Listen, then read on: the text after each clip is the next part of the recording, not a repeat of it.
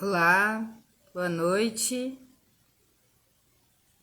Essa é a nova live, mais uma live do projeto Urbana Mulheres. Hoje a nossa convidada se chama Helena Rezende. Ela é atuante feminista, atuante na, na área de socioambiental. Ela entrou aqui, vamos ver se ela consegue pedir para entrar para a gente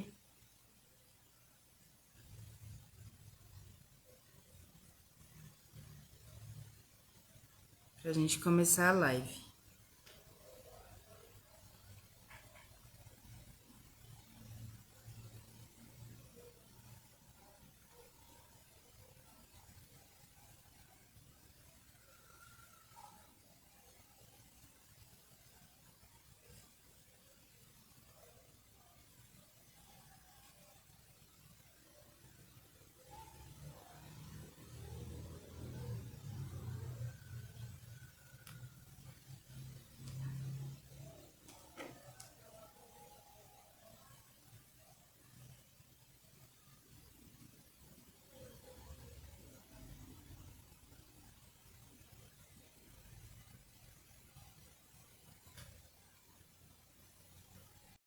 Para você, provavelmente vai chegar nas mensagens.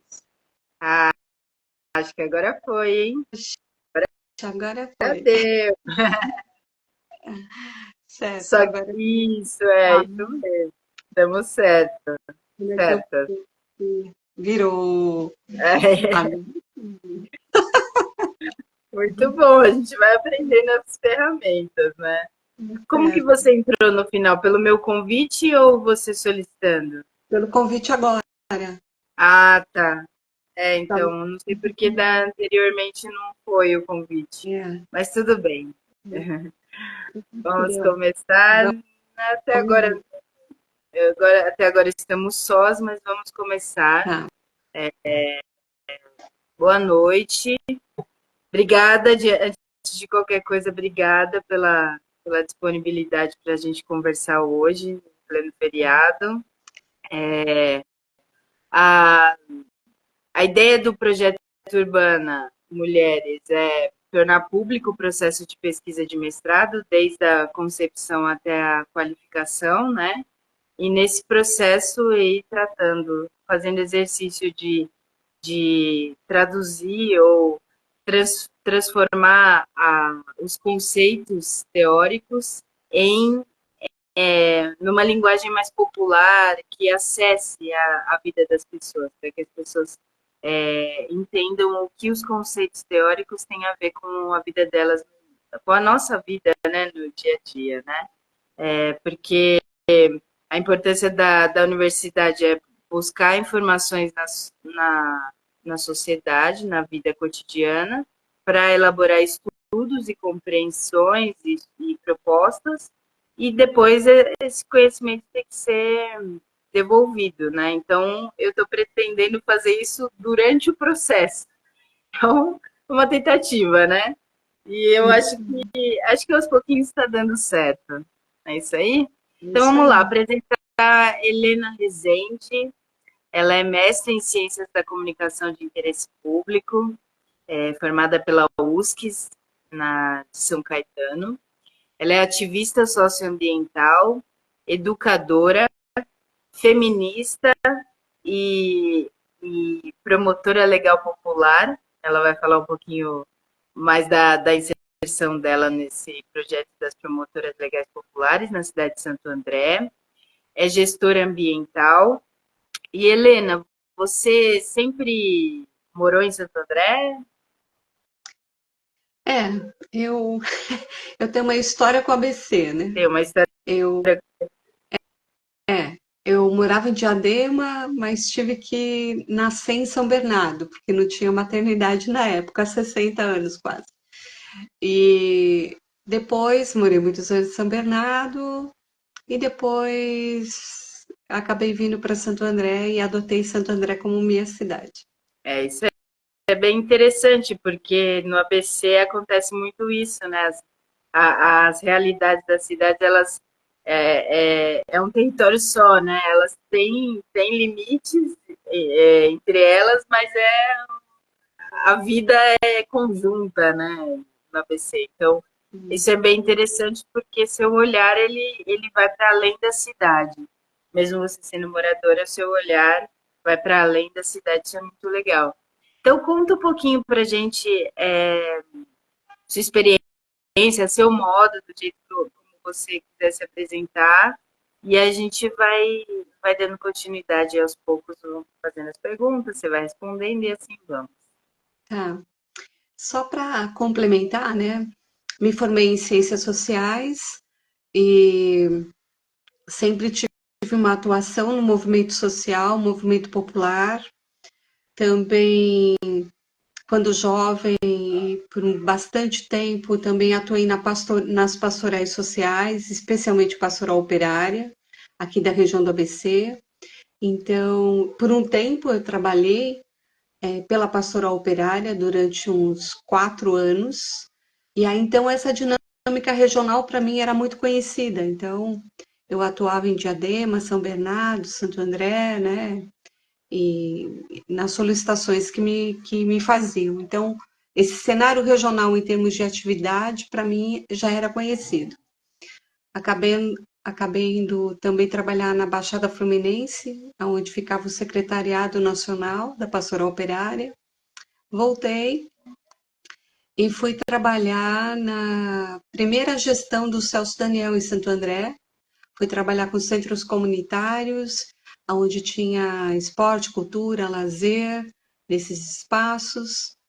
Eles eram conhecidos por muito tempo como antigos CEAR, que era bem conhecido em Santo André. E eu trabalhei aí muito tempo, há uns 2 anos, com gestão dos usuários desses espaços, né? E foi muito bacana mobilizar esse trabalho comunitário, esse incentivo, né, da participação social na cogestão dos equipamentos públicos da cidade. Bom, depois fui fui professora do ensino fundamental, depois passei no concurso público, fui trabalhar no Semasa, uma empresa de saneamento ambiental. Aí decidi fazer gestão ambiental, né, para me aperfeiçoar e pude colocar em prática no meu cotidiano de trabalho. Trabalhei na área de habitação, né, a gestão de desenvolvimento comunitário com favelas durante quase 10 anos e também trabalhei num projeto que eu gostei muito, chamado GEPAM, Gerenciamento Participativo em Área de Mananciais. E aí eu trabalhei 8 anos dentro de uma favela chamada Pintacilgo. Era um projeto piloto desse projeto.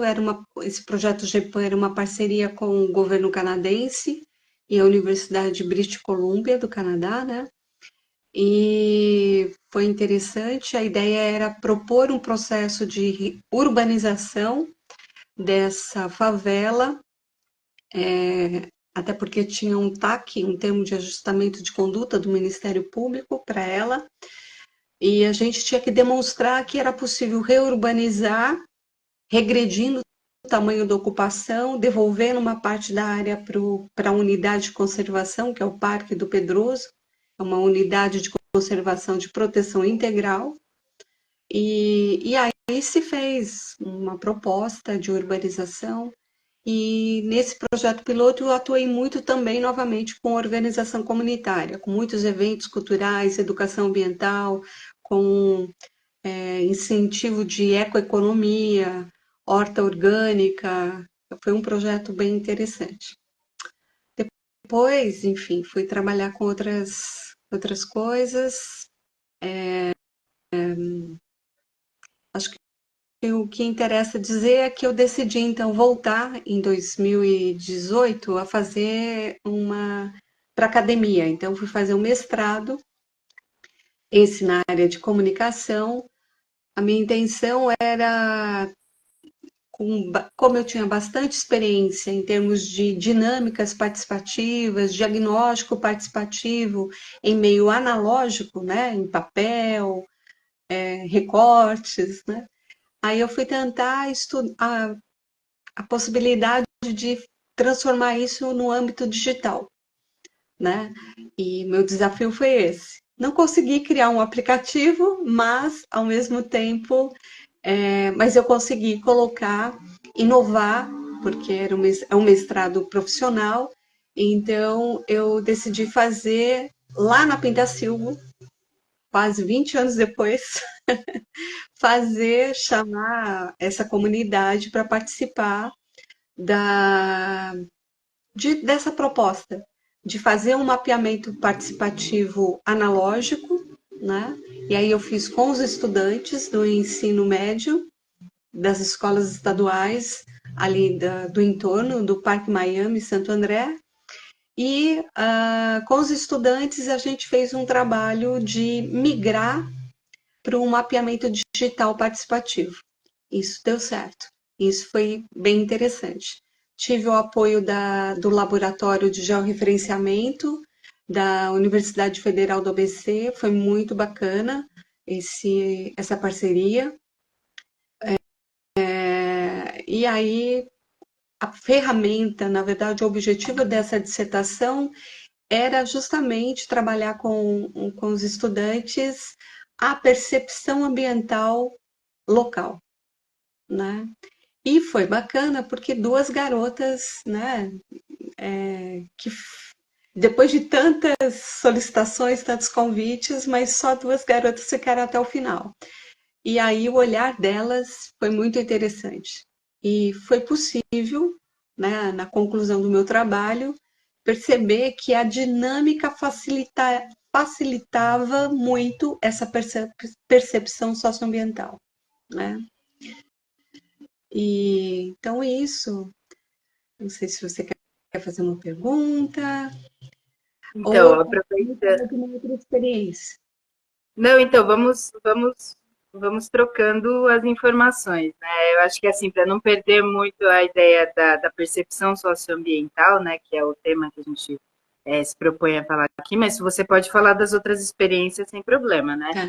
Eu acho interessante essa experiência do mapeamento participativo, porque você fez justamente aquilo que eu acho que muitas pessoas têm vontade de fazer, que é esse mapeamento participativo, né? Que ele é desafiante e ele é de uma importância tremenda, né? Porque você está ali envolvida com os moradores e os moradores eles estão indicando aquilo que para eles é importante. Então é a percepção de quem vive no lugar que está sendo registrado no mapa, ou seja, não é um mapa que vem de cima para baixo, que ele é, né, feito como muitos, né, como Um falando, gabinete, via né? satélite, que você desenha em cima do mapa para identificar os pontos, na verdade é uma coisa que vem do chão, que vem, né, justamente dessa relação entre o humano com a natureza, né, que é o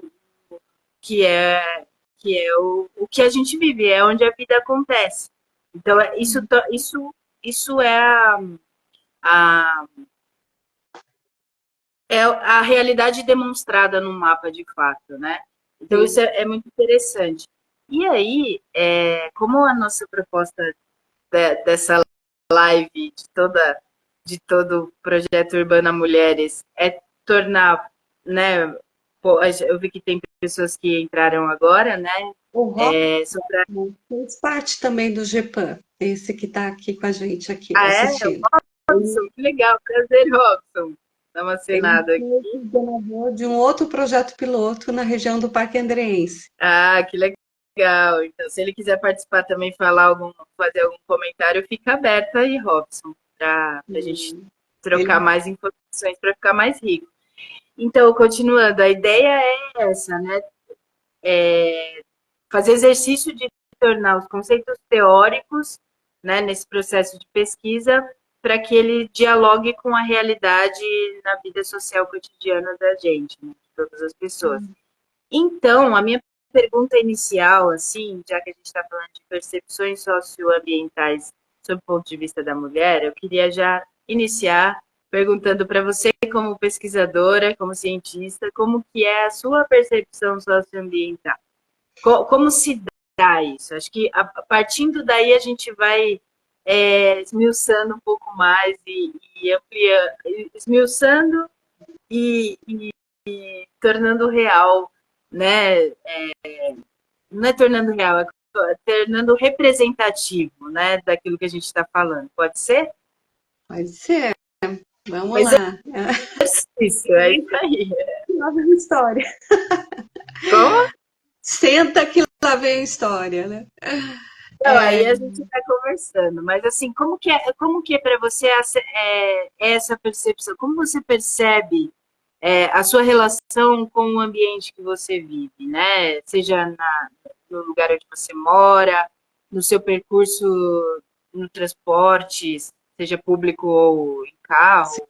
andando. Como que é essa percepção no seu dia a dia? Olha, eu moro no bairro chamado Vila Floresta, mas ultimamente ele tem ficado menos floresta, né? Porque nós temos vivido na cidade um momento de arboricídio, eu digo, porque se corta a árvore com a maior facilidade, né? E vem empresa contratada pela prefeitura, vai e corta e deixa só o tronco, sem nenhum um galho com folhas, por exemplo. Então, assim, isso me angustia muito, porque a gente está vivendo um momento de emergência climática, onde a gente devia estar plantando árvores e não cortando árvores. E todas as vezes eu faço parte do Conselho Municipal de Gestão e Saneamento Ambiental da cidade, e já tem 3 anos, e a gente sempre está cobrando lá um plano, né, participativo, né, da paisagem urbana, da arborização urbana, né? Até lançaram uma consulta pública virtual, mas não existe espaço para debater presencialmente. Eu respondi a consulta virtual, agora eu não tenho retorno nenhum, né? Não há debate e a gente pergunta no Conselho Municipal e ninguém responde, né? Então, assim, o modelo de gestão municipal, ele é muito autoritário, né? O vigente, a gente já teve outros momentos na cidade onde a gente tinha uma gestão participativa, né? Muito intensa, onde a gente discutiu o plano diretor com várias audiências públicas. Recentemente, o governo mandou um projeto de lei, está fazendo uma audiência pública para falar sobre revisão do plano diretor, depois de 8 anos.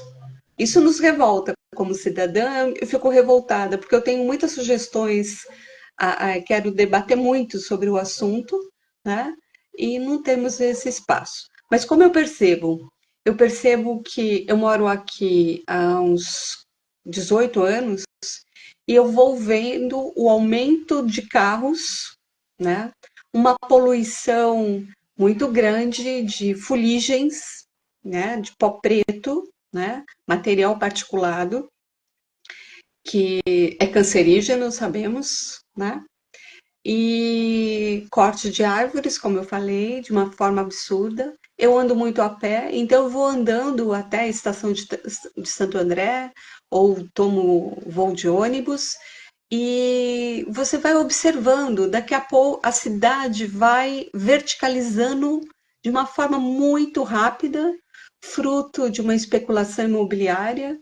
Então, casinhas antigas que eu adorava contemplar, né, ver, sempre quando eu vejo uma casinha bem conservada, eu penso, poxa, como que era esse momento histórico que foi construída essa casinha? O que acontecia aqui na cidade, né? Eu ficava fazendo essas viagens. Aí, quando eu estou andando a pé, eu vejo, cadê a casinha?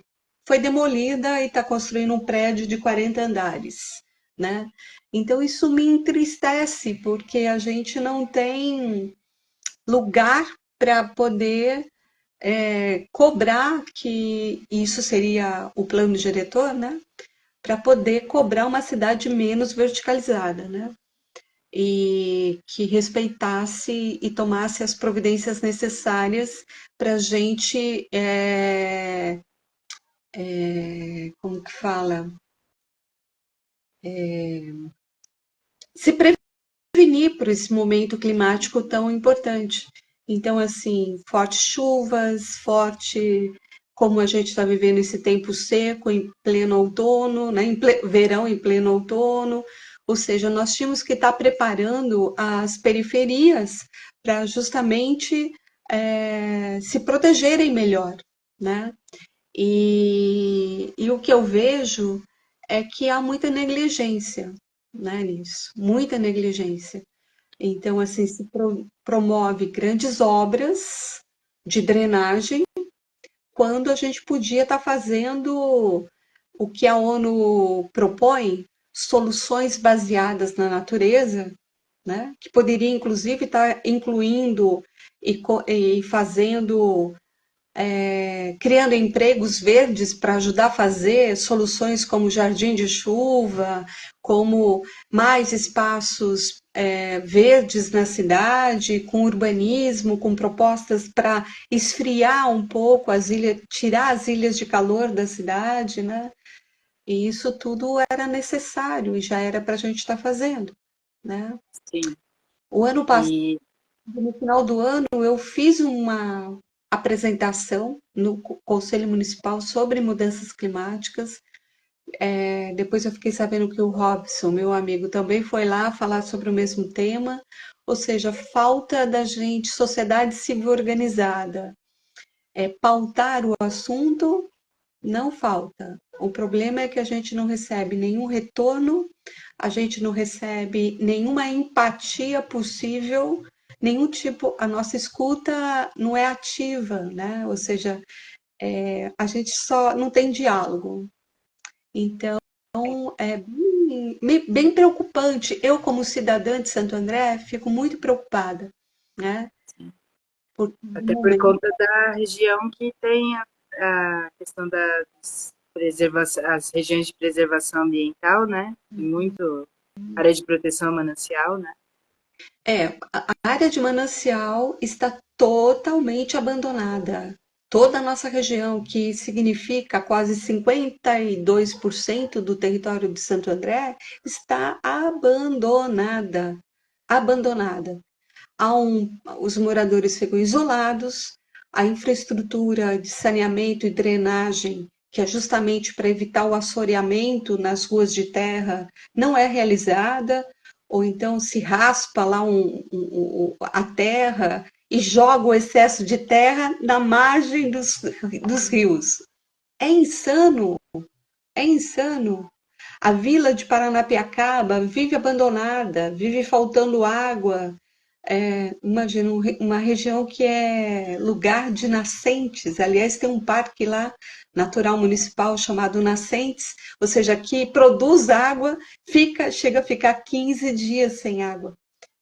E é uma vila turística que devia estar sendo melhor cuidada, né?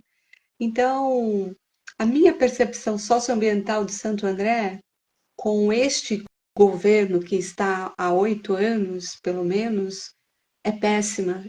Estamos muito mal assistidas enquanto política pública, sabe? Sim. E isso é bem preocupante. E do ponto de vista da participação das mulheres, eu percebo que as mulheres têm se pronunciado muito, falado muito, somos muitas falando as mesmas coisas, mas esse governo não escuta, não quer ouvir. E é interessante, né, que essa primeira pergunta é justamente para a gente mostrar o tanto que não há diferença entre uma pessoa que não há diferença entre as pessoas quando se trata no fato de percepção socioambiental, ou melhor dizendo, né? Cada um percebe a sua maneira, no entanto, todos sentimos de maneira, né? A gente é afetado da mesma maneira, né? Acho Sim, que falando melhor é isso. A percepção pode ser diferente, mas somos afetados da mesma maneira enquanto seres humanos. Sim, E eu acho interessante da sua fala que a sua percepção ela é de um lugar de uma pessoa que é uma ativista, sim. né?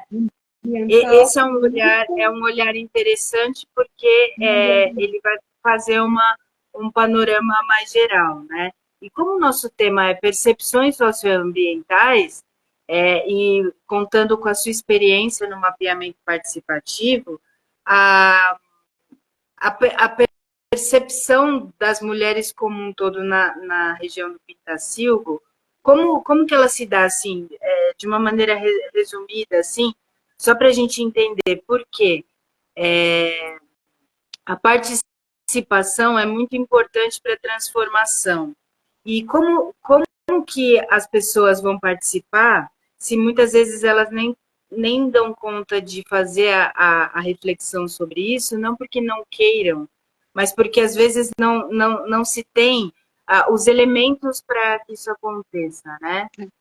Os elementos. Porque a vivência existe. A vivência Sim, existe. sim, A percepção existe. Mas sim. como que a gente absorve, como que eu vou dizer? Como que a gente traria essas pessoas para essa participação? Como que, assim, no seu ponto de vista, de uma pessoa que fez o mapeamento participativo sobre percepções socioambientais, como que você enxerga o caminho para trazer essas pessoas para uma participação mais efetiva? Se é que isso. Eu acho que tem duas possibilidades, né? Duas, assim, duas, duas vertentes. Acho que por parte do governo tinha que estar justamente fortalecendo um trabalho de educação ambiental, né? E, então, o próprio governo pode usar essa ferramenta, digamos assim, do diagnóstico participativo ou do mapeamento participativo, mas tem outras, né? Para poder fazer um trabalho com a população, com alguns segmentos, né? Mulheres, jovens, e propor, justamente extrair, né? Fazer esse trabalho. Aliás, no caso da Pintacilgo, o plano de manejo tem um programa que deveria estar sendo cumprido, né, chamado uso público, que é justamente para envolver a população do entorno do Parque do Pedroso para atividades socioambientais, né? Até para que elas compreendam o que é uma unidade de conservação de proteção integral. Há pouco tempo teve um projeto, é um projeto que nasceu lá por volta de 2017, mas veio se estendendo até acho que o ano passado, até quando eu ainda estava trabalhando no Semasa, foi um projeto que eu, no início, ajudei a formatar, que era um projeto com recursos do FEIDRO, né, que é o Fundo Estadual de Recursos Hídricos, chamava Câmara, Água, Câmara e Ação. E foi um projeto muito focado com jovens, e foi lindo, porque o projeto, ao ser implantado, mobilizou jovens de toda a cidade, mas tinha jovens do núcleo Pitacilgo, ou do entorno ali do Parque Miami, Jardim Riviera e Recreio da Borda do Campo. E foi lindo, e as participações dos jovens em mananciais foram os vídeos mais emocionantes, porque eles sabem a importância de estar vivendo no manancial. Eles sabem a importância da conservação e da manutenção. Mas o que eles reclamam é o isolamento das políticas públicas em outras esferas. Você não tem atividade cultural nesses bairros de periferia, afastados. Você não tem uma ação de saúde, mas podia ser melhor. A educação, ou seja, você tinha que ter mais investimento, né, socioambiental enquanto política pública, né, que também dê conta de fortalecer o que eu conceituo cidadania ativa, Aliás, esse valor é da a Vitória Benevides, né? Porque cidadania passiva é a gente falar, ah, eu sei que eu tenho direitos. Outra coisa é a gente praticar essa cidadania, né? Então, eu sei da lei, eu sei do que eu tenho direito, então eu vou lá e vou cobrar, né? Eu vou cobrar, quero ajudar a elaborar uma política pública, né? Sobre algo.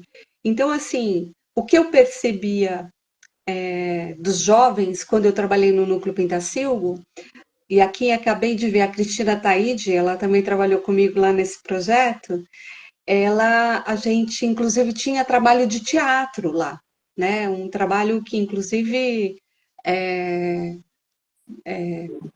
teatro do oprimido, com Augusto Boal. A gente teve turmas de teatro do oprimido aqui. E lá na Pintacilgo a gente tinha, era Pintacilgo do Amanhã, se me falha a memória, o grupo deles. E eles eram incríveis, né? Eles faziam as apresentações, criavam as esquetes deles. Isso aí foi lá há uns 20 anos atrás. Mas, enfim, existem dinâmicas que propiciam esse envolvimento, essa cidadania ativa e essa maior participação para a transformação. Aliás, se educação ambiental não for para transformação, não é educação ambiental. Isso quem Sim. falava era o Carlos Rodrigues Brandão, querido amigo que eu conheci, e um educador de mão cheia, né? Então, eu acho que é isso. Como eu falei, duas vertentes. Então, eu acho que o poder público tem obrigação de fazer educação ambiental e de promover essas ações. Mas a sociedade civil também pode promover esses projetos, né? Também pode criar esses engajamentos de vários segmentos. Por exemplo, as promotoras legais populares, eu dou uma aula, elas têm um grupo de mulheres feministas que promovem durante um semestre toda uma formação, uma preparação para as mulheres terem uma participação mais ativa com relação aos seus direitos e principalmente no enfrentamento da violência, né? Mas elas encaixam temas que são estratégicos e tem o tema mulher e meio ambiente. E nessas aulas, na região do ABC, eu tenho feito uma aula que é mulher e meio ambiente. Então eu faço essa reflexão com as mulheres e é muito interessante como elas estão atentas sim ao que está acontecendo a nível global e a nível local. E a gente fala da questão também do racismo ambiental, né? Sim. Ou seja, é uma periferia que fica sem água, né? Quando tem crise hídrica, ou não, às vezes, né? Porque quem mora no morro não tem pressão para a água subir, coisas do tipo, né? Mas se cobra também por água e esgoto numa tarifa, só que muitas comunidades só têm água encanada por uma mangueira, mas elas estão pagando na conta água e esgoto. O que a meu ver, isso é uma injustiça. Né? Mas, enfim, nesse trabalho com as promotoras legais populares, é muito valioso perceber o quanto as mulheres, que por intuição, né, quando a gente faz essa analogia de que a terra é a nossa mãe, né, e que a nossa primeira casa, a nossa primeira moradia foi um ventre materno, né? E que somos natureza, nós somos natureza, não existe essa divisão eu e a natureza, mas nós somos natureza. Dentro da gente correm rios, dentro da gente tem minerais, dentro da gente, né? Tem uma sintonia, vivemos de ciclos, exatamente como os elementos naturais, né? Da natureza. Esse ponto, assim, sem perder o eixo da sua fala, né, sobre participação, e esse gancho que você deu sobre somos natureza, eu acho interessante, assim, porque há uma contradição quando a gente fala de ambiente, né? Que existe aí, o ambiente é onde a gente vive, mas o espaço urbano é o que a gente pode considerar como ambiente construído, né? Isso. E existe a contradição no seguinte sentido: quando o Davi Copenaua, um, uma liderança, né, dos povos do povo Yanomami, ele fala sobre território. Na verdade, quem inventou essa ideia de território foi o povo branco. Nós vivemos com a terra, nós somos a terra, né? Nós não há distinção. A terra, a natureza que a gente acaba distanciando a natureza da gente, na verdade, ela não é neutra. Ela não é algo passivo de ações do homem, né? Não, ela vive à medida que a gente vive com ela, né? Mais ou menos isso que ele fala, ainda não terminei o livro. Mas é interessante porque essa contradição entre o espaço urbano e o ambiente na sua totalidade, ele torna isso que você está falando, ele torna as necessidades humanas dentro da perspectiva do urbano, entende? O saneamento básico, toda a infraestrutura que a gente precisa é dentro da perspectiva do espaço urbano, que é um espaço que precisa de o ir e vir, né? Precisa da infraestrutura para o ir e vir, construções, construção civil, casas e tudo mais. Né? Então, como que você pensa essa contradição entre o ambiente visto como um todo e o ambiente construído? Não sei se me fiz entender na pergunta. Vamos ver. Eu vejo que, assim, o modelo brasileiro de desenvolvimento, né, ele é anacrônico, ou seja, a gente tem um Brasil que é um continente, a gente não tinha que estar apinhado em grandes cidades.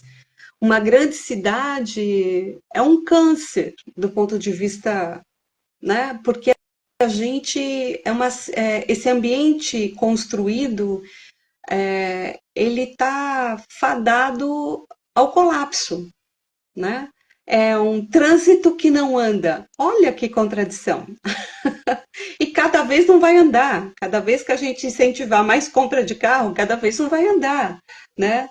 É uma água que a gente está tão contaminada, né? Tem um defensor público, Marcelo Novaes, aqui da região do ABC, e ele já denunciou várias vezes. A nossa água aqui da região da Grande São Paulo está cheio de agrotóxico. E aí você fala, nossa, mas aqui não tem lavoura, não tem agrotóxico, não tem? Acontece que tem toda a contaminação, seja em represa, seja aonde as distâncias que vem a água que a gente bebe, vem da Serra da Cantareira e vem às vezes até de mais distância, né? Ou seja, a gente está tendo que para poder ter o abastecimento público, está ficando cada vez mais caro. Abro um parênteses, ainda mais se a gente tiver 100% da privatização da Sabesp, né? Porque atualmente ela é economia mista, né? Ela nasceu pública e depois foram abrir as ações da Bolsa de Valores. E aí ela fez também uma cobrança maior de água, da água bruta. Bom, aí é uma outra história. Mas o fato é que, assim, as cidades, do jeito que elas estão construídas, elas estão fadadas ao colapso, né? Vai ficando, como a gente estava falando, essa verticalização absurda, né? As pessoas fechadas dentro de condomínios, não existe mais esse a gente ter a cidade como um lugar de aprazível, de andar na rua com segurança, você não consegue ficar numa praça, os espaços públicos andam tão áridos ou tão tem problemas de segurança pública, enfim, a cidade vai ficando hostil, né? Eu particularmente, eu tenho falado isso para os meus amigos, eu quero ir para o campo, eu quero experimentar viver no campo. E lá no campo a gente produzir uma outra economia, uma outra vivência, né? Não do agronegócio, evidentemente, né? Mas existe possibilidades de você melhor, viver melhor, né? sim. E E, você pode plantar a própria comida, você pode entrar em comunhão com a natureza de uma maneira mais vivencial, em harmonia com todos os ciclos, né? Porque aqui na área urbana a gente muitas vezes nem olha para o céu, às vezes a gente nem olha para a lua, a gente mora num prédio, muitas vezes a gente não é capaz de olhar para a lua. Isso quando não tem muita poluição, ou não tem, enfim, ou seja, estamos, acho que as nossas cidades, elas vão ficando um grau de exclusão também social muito alto, né? E se a gente fala da área central é uma coisa, muitas vezes se cria uma maquiagem na área central, mas se você vai para as periferias, né, nos morros, é muita falta de saneamento ainda correndo a céu aberto, muita gente sem mobilidade urbana, né, com dificuldades de acesso. Pensa numa mulher que mora no morro, que ela tem que subir 40 degraus, como no Jardim Santo André, né? Sobe lá 40 degraus com compra na mão, desce para trabalhar, toma um ônibus e vai trabalhar lá em Pinheiros, de doméstica, que tem muitos desses casos, né? Eu me lembro da Pintacilgo, quando eu trabalhava lá, tinha duas mulheres que eu entrevistei que trabalhava na Berrine, saía da Pintacilgo, né? Acho que ela chegava a ida, acho que 2 horas e meia. Levantava 4 horas da manhã, né, para pegar o trem, para poder ir e voltar. Chegava 8h30, 9 horas da noite em casa, né? Então, assim, isso não é vida, né? Isso não é vida. A gente ficar mais tempo dentro de um transporte público, né? E ônibus que ainda tem matriz da gasolina aí, né? Do petróleo, né? A gente já era para ter ônibus elétrico faz tempo, ou biocombustível, é, né? então, e essa contradição que você está falando, está explanando muito bem, na verdade, ela tá ali, ela é atravessada pelo sistema capitalista, né, de exploração, né? Hoje a gente está no dia 1º de maio, a gente, né, dia do trabalhador, é um dia de muita E das reflexão, um dia de trabalhadoras, luta, e e das trabalhadoras, claro, perdão, dia dos trabalhadores e das trabalhadoras, é, que, eles são, na verdade, eles são, nós, trabalhadoras e trabalhadores, somos explorados pelo sistema capitalista da mesma maneira que a natureza é também, né? Em todos os pontos, né? De exploração, todas as formas de exploração do sistema capitalista. Quando a gente fala de terra, a terra ela é a condição de viver, né? A gente precisa da terra para morar, para se alimentar, para beber água, para viver, né? E no sistema capitalista, a terra é vista como meio de produção, né? Então, assim, todas essas questões que você está falando da segregação, da social, da exclusão social, de uma mulher que mora na periferia e vai trabalhar lá no Pitacil, que vai trabalhar em Pinheiros, isso tudo é o reflexo dessa exploração, né? É o reflexo de que só mora nas regiões centrais quem está dentro de uma classe dominante que tem condições de assumir a vida cara no centro da cidade, porque tudo se torna mercadoria, né? Então, inclusive a moradia, que é um direito social, ela é uma mercadoria. Então, assim, essa contradição, você já explanou, eu só estou dando uma continuidade aqui, só para a gente não perder o eixo aqui. E aí, quando a gente fala de habitação, de moradia, a gente vê que moradia não habitação não é só morar, né? Não é só a casa. Ela é tudo que o entorno deveria oferecer em termos de necessidades humanas, né? Então, assim, aí a gente já entra, quando fala de habitação, a gente já entra na questão da mulher mais especificamente, porque a gente percebe nos dados estatísticos e históricos que as mulheres são as pessoas que mais, em grande quantidade, estão vivendo em favelas e têm questões relacionadas à habitação, à moradia, né? Sim. Que não têm acesso a esse direito. Então, eu queria que, assim, a partir da moradia, a gente falar da percepção socioambiental da mulher. Então, mais um momento aí do trabalho com as promotoras legais populares. Tem uma analogia que eu faço, é justamente quando a gente começa a falar o que que é meio ambiente. Aí elas falam, algumas falam, né? Agora já está melhorando, mas uns anos atrás era, é um verdinho, é aquele matinho, ali é o meio ambiente. Eu falei, mas será que é só o verdinho? Vamos ver. E aí eu parto das galáxias para falar, olha, o nosso meio ambiente, então, não é só o endereço, aliás, a gente parte do local, né? Não é só onde você mora. Se você tivesse que dar seu endereço, qual seria? Rua tal, bairro tal, cidade tal. Eu falei, que mais? O estado tal, que mais? O Brasil, que mais? Planeta Terra. Eu falei, que mais? Via Láctea, né? Que mais?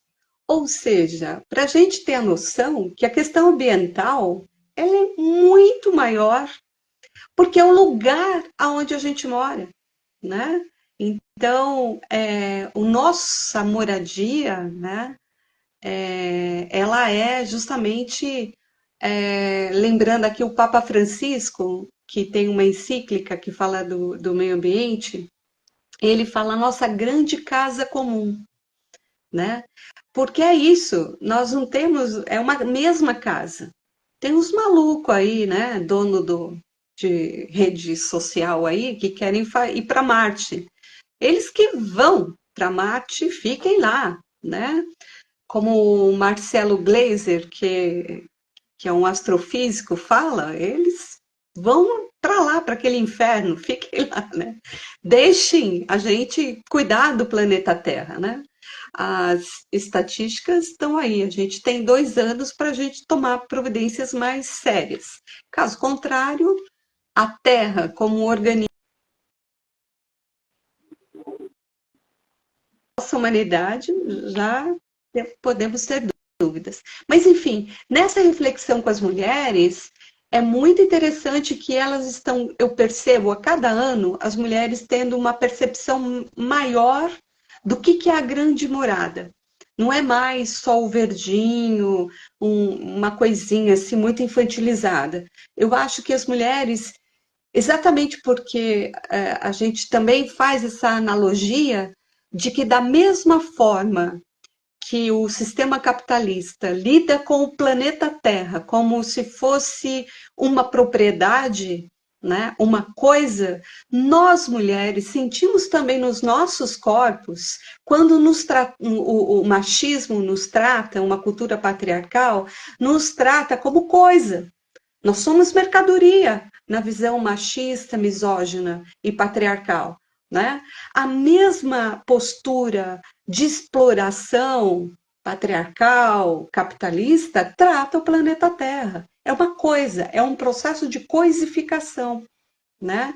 E nós, mulheres, por intuição e também por consciência política que avança, aliás, tem uma pesquisa, né? Acho que é na Europa, não vou me lembrar agora, mas que diz que, na perspectiva de jovens masculino e jovens, né, mulheres, as mulheres estão muito mais progressistas do que os jovens, os homens, né? Ou seja, eles estão muito mais conservadores, arcaicos, em valores, em tudo, do que as mulheres, porque nós sabemos o que queremos. Nós sabemos que queremos defender a vida, as nossas vidas, né, que sempre estão ameaçadas, a vida da nossa comunidade, da nossa cidade e do nosso planeta. Isso para a gente é uma conexão, né, muito forte. Eu acho que isso está muito claro.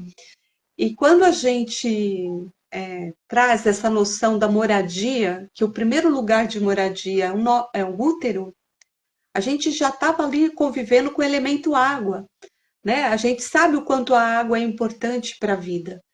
E quando você vê outras realidades onde a água vai faltando, onde a água também nesse mercado vai querendo transformá-la em mercadoria, e aí vai ter problema, vai ter guerra contra a água, como aconteceu na Bolívia. Os aquíferos brasileiros estão cada vez mais contaminados, porque a Coca-Cola, no interior de São Paulo, a Nestlé, estão perfurando grandes, estão lá já alcançando o aquífero Guarani. E as cidades ali no entorno também estão fazendo perfurações sem o menor cuidado e já está contaminando esse aquífero. Ou seja, a água, às vezes a gente fala, o ciclo da água se renova. Só que para isso demora muito tempo. E talvez a gente não vai ter água suficiente para viver, né? Porque a gente acaba com todas as nascentes. Na área urbana não se tem o devido valor na legislação para se proteger as nascentes na área urbana. Tudo é canalizado, a gente não vê um rio limpo na área urbana, nenhum. E olha os milhões que se gastam para isso, né? Semana passada eu fui visitar, a gente tem na entrada de Paranapiacaba a primeira reserva biológica do continente latino-americana, né? Que e aí é uma área enorme, ela só abre para cientistas, mas como está fazendo 115 anos, semana passada eles abriram uma visitação e eu reuni um grupo de amigos e amigas e fomos lá. Que coisa magnífica! Aí é que a gente sente o baque, porque a gente não caminha mais. Como a gente viu lá riachos, rios de água clara, transparente, que você pode pegar água e beber, uma mata linda, uma mata atlântica maravilhosa. E o quanto a gente precisa da floresta para poder nos dar saúde mental, inclusive, né? Tem crianças na área urbana que precisam de o que a Organização Mundial da Saúde fala de banho de natureza, porque muitas crianças não sabem nem pôr o pé numa grama, elas sentem aflição, né? Ou seja, ai, é terra, é sujeira, olha que louco. O Ayrton Krenak sempre fala isso, né? Olha como a gente está invertendo. Se terra é sujeira, o que que é o esgoto a céu aberto, né? Fala sério. Ou Que seja, essa massa toda, né? Essa política. e ele usa também essa expressão, o quanto que a gente vive tempos que esse modo de vida nosso está comendo o planeta, né? Vai comendo como se fosse coisa, né? E não somos coisa. A Terra é um organismo vivo, nós somos irmãos, seres, né, que também estamos aí, temos que caminhar para a harmonia, para o bem viver, né, e não para colidir e lidar com essa coisificação, né? Temos que fazer essa educação ambiental profunda, não só de frufruzinho, né? Mas profunda. É uma reflexão, é um paradigma civilizatório, humano, né? A gente tem que encarar. Nós estamos numa curva da humanidade aí, ou a gente muda para valer, né? Ou a gente está fadado a sermos extintos. Só isso. Acho que a gente nunca viveu um momento tão crucial no nosso planeta, né? É, essa fala até arrepia, né? E de tão real que ela é, né? E, assim, já encaminhando para o fim, porque nós já passou tão rápido, né? Nossa, São 8h12. Mas nossa. então, só para a gente caminhar para o fim, assim, eu vou fazer uma última pergunta, e se você quiser já fazer uma conclusão, né, já fechando a sua maneira, do jeito que você achar mais legal para você e para quem estiver assistindo, o já que a gente está falando de realidade, uma realidade que é tão perversa, né, digamos assim, em todos os sentidos, né, tão pesada, que nos afeta tanto e muitas vezes a gente não se dá conta do tanto que afeta. Como que a gente pode, como que você me fala sobre os desafios da criação de leis e implementação de políticas públicas na área socioambiental? Você tem como falar assim de um jeito geral quais são os principais desafios e o que tem sido feito assim de aqui na cidade de Santo André sobre esse assunto? Bom, vamos lá. Eu acho que, assim, boa parte do marco legal ambiental é muito recente, né? Aliás, recente do ponto de vista histórico, né? Década de 80 para cá, né? Mas, por outro lado, vou dar um exemplo. A Lei Federal de Mudança Climática é de 2009. Desde 2009 a gente já era para estar colocando em prática. E até hoje tem cidade como Santo André que não tem o seu plano municipal de prevenção, remediação para emergência climática, por exemplo. Então, só já vou dizendo de saída por aí. Então, assim, e a gente está tendo recente um Congresso Nacional o mais retrógrado que a gente possa imaginar, né? Que está querendo retroceder e está conseguindo fazer votações mudando, né? As poucas garantias de leis que a gente tinha, né? Então, há pouco tempo se mexeu numa legislação que vai poder desmatar mais na Mata Atlântica, né? Oxe, é o bioma mais ameaçado e, ao mesmo tempo, mais rico em biodiversidade, mas se aprovou lá, graças à pressão de agronegócio, graças a São Paulo, que puxa esse trator, para dizer mais claro, né? Então, a gente tem tido retrocessos, tem tido muita mobilização, né, de movimentos ambientais, mas a gente sempre está sendo ameaçados. Em Santo André, a gente tem um movimento que já vai para 5, 6 anos, que é o movimento SOS Paranapiacaba, porque queriam colocar na entrada de Paranapiacaba um porto seco.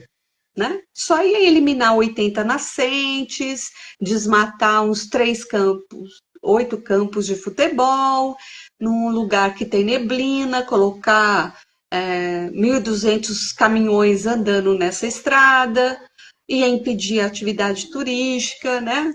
Coisas do tipo. Impactos também sociais, porque onde tem muito caminhoneiro, infelizmente, tem muita prostituição, tem droga, ou seja, e o nosso movimento foi forte no sentido de ir para a rua, para as redes sociais. Quem puder, veja lá, procure SOS Paranapiacaba. E a CETESB conseguiu se posicionar contrário a esse Porto Seco, mas os empreendedores fazem um lobby pesado toda vez que tem revisão do plano diretor, como está acontecendo agora, recente. E vão lá e mexem no zoneamento para querer permitir esse tipo de empreendimento, de centro logístico, que na verdade é um empreendimento rodoviarista, né? Eles falam, não, é porque está do lado da rede ferroviária, não vai causar impacto. Opa, e os caminhões para tirar carga da ferrovia para uma outra estrada né? Vai ser poluição, né? De várias horas. Bom, vários impactos ambientais. O que eu estou querendo dizer é que, assim, os desafios para Santo André, eu acho que a gente precisa inovar, porque a gente precisa valorizar os mananciais, né, de Santo André. E tem que ter uma política pública específica para os mananciais.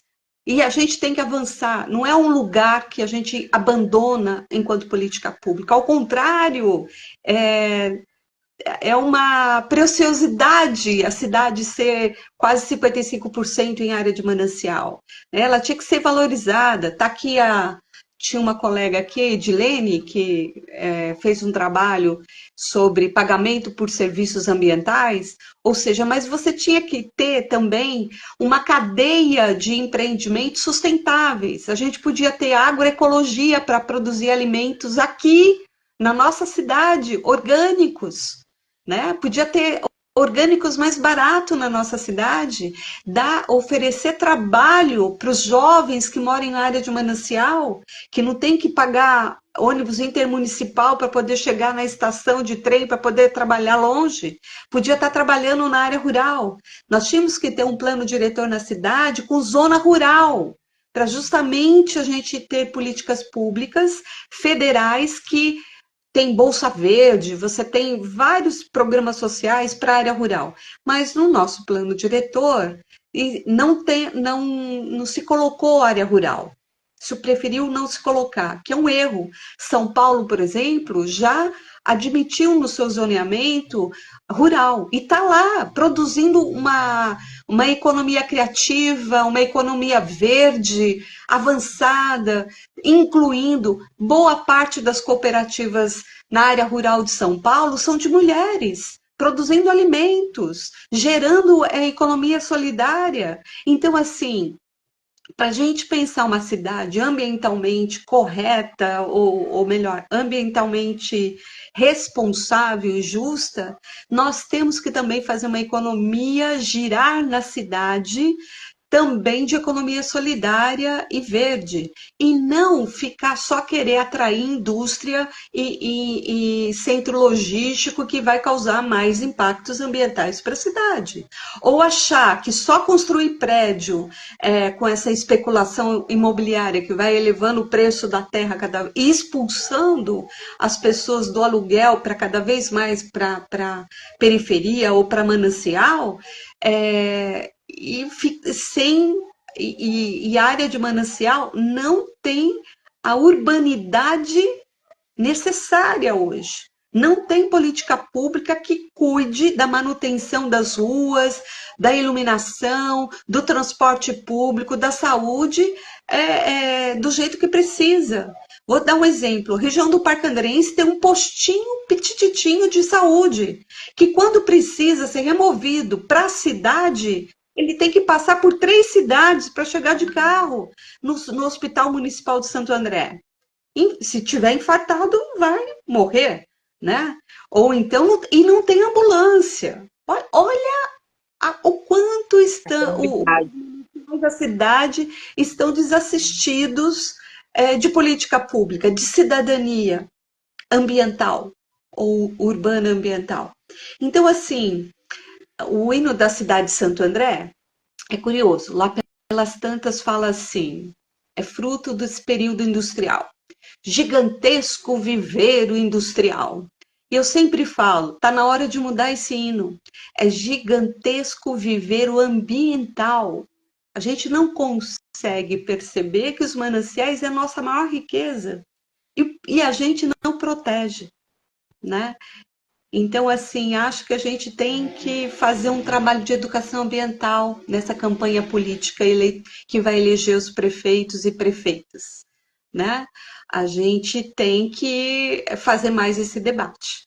Temos que ter gestores, espero uma gestora pública que olhe para a questão ambiental, urbana, ambiental, de uma maneira mais eficiente, uma maneira de que leve qualidade de vida para todos e todas, e não só para uma elite econômica da cidade, né?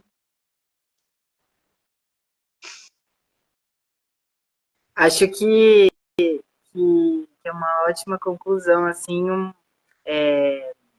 porque é daí que as transformações elas acontecem dentro dessa nossa sociedade, né? Sim. A política, às vezes, as pessoas demonizam a política por conta das dificuldades, das corrupções e tudo mais, mas é por meio dela que as transformações acontecem, né?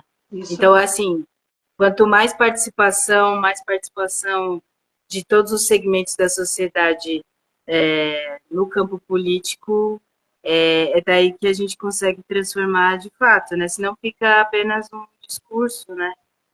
Pois é. Marketing é fácil por rede social. Eu quero ver, amassar o barrinho, ir lá no manancial e ver como é que os moradores estão vivendo e estão sendo desassistidos. E sentir e ter a percepção socioambiental que as pessoas têm também, né?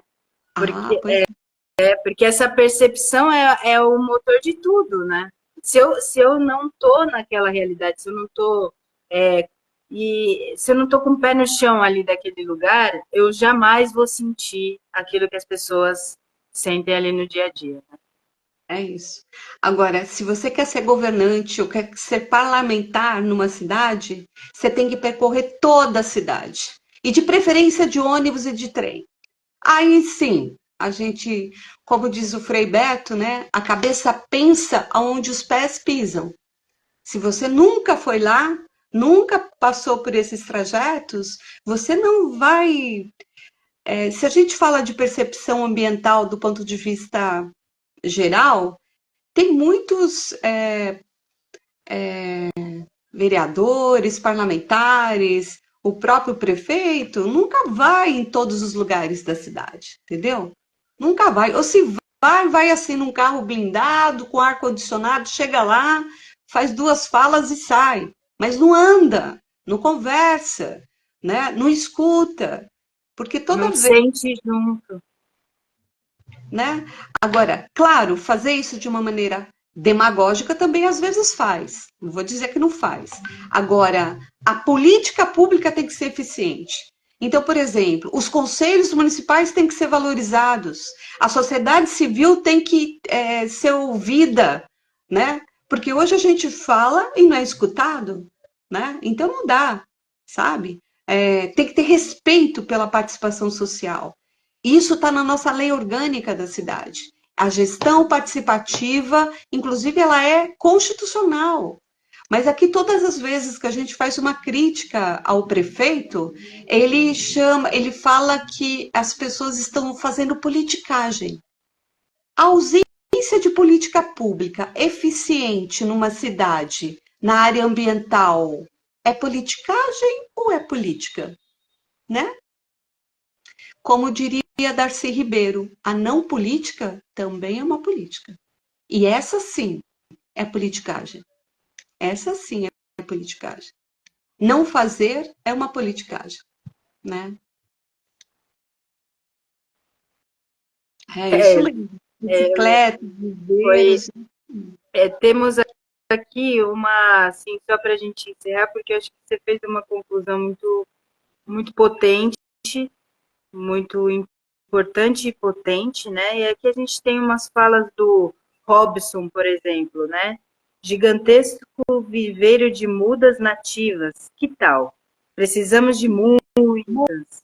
Aí Muito. aí ele faz um comentário, né? Quando você fala das elites, ele faz uma pergunta elite, né? Que aí eu já não sei, não Não, entendi muito bem se ele quiser é um falar que grupinho, é um grupinho. se ele Elite quiser econômica, de mais, poder econômico.